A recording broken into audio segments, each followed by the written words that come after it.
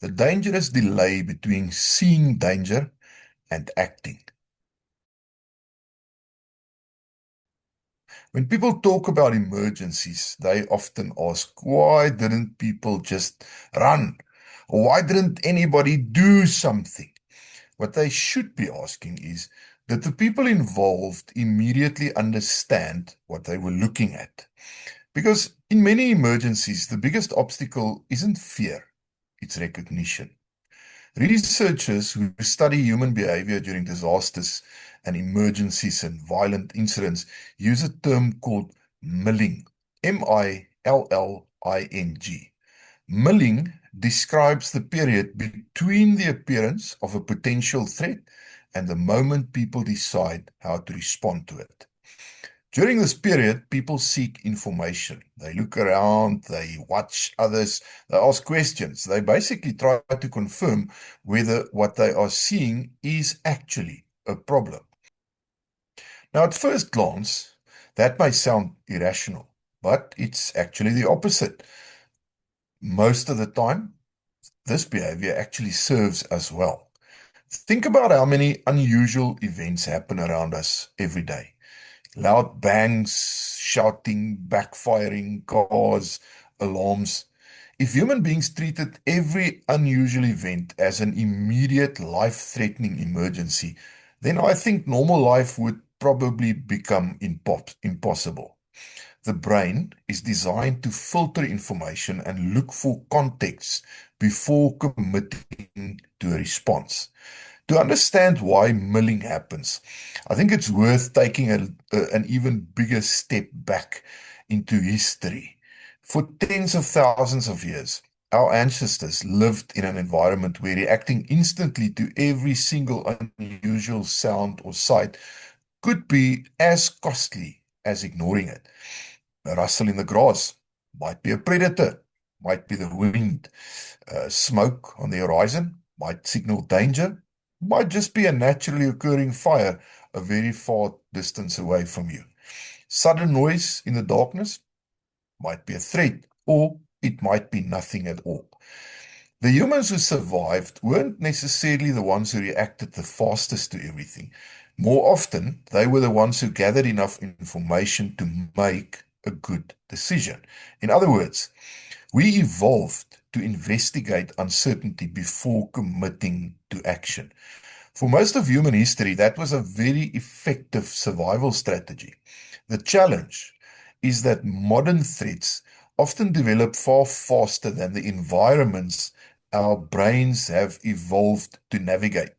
Armed robberies and carjackings, hijackings, assaults, attacks, a terrorist attack. These events can unfold in seconds. Our information gathering instincts are still there, but the timeline has changed. And that is where milling can become dangerous. One of the most important findings from emergency management research is that people generally do not panic as often as popular culture suggests. I'm back to Hollywood. They love the image of crowds instantly screaming and running in all directions. I think in reality, confusion is often far more common than actual panic.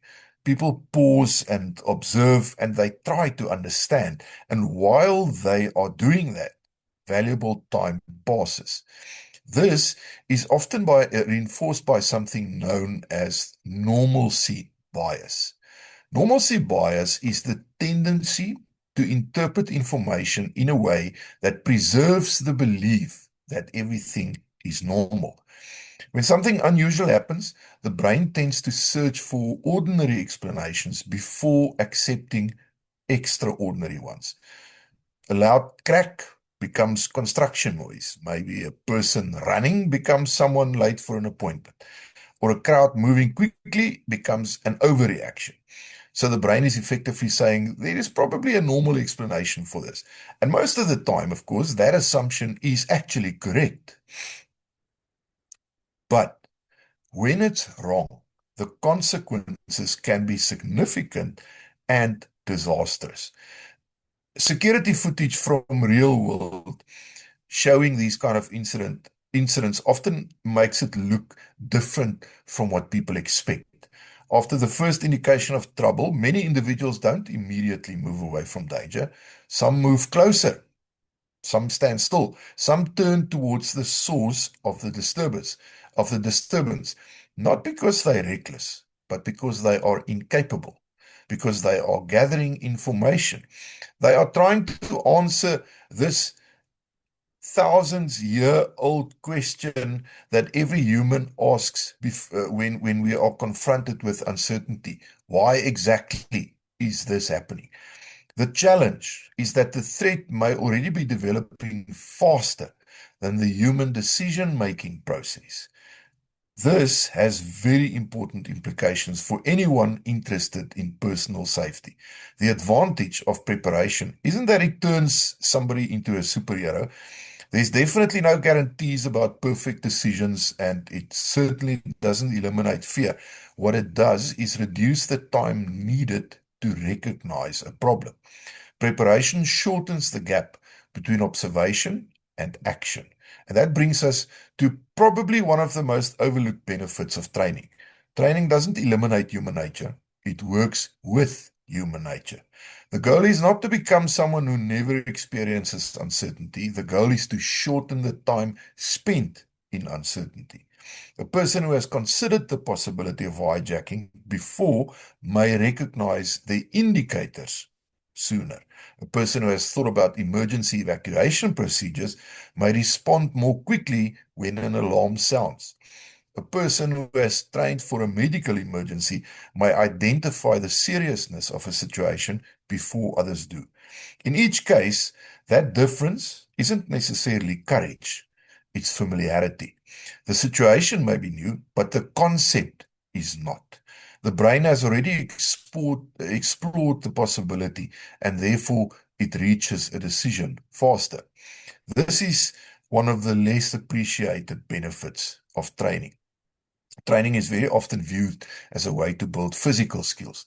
But just as important is the mental framework it creates. It gives people reference points. It helps them recognize patterns. It helps them to spend less time asking what is happening and more time deciding what to do about it. And that is potentially the most important lesson from the concept of milling. People who respond first are not always the strongest, not always the bravest, and they are certainly not always the most experienced.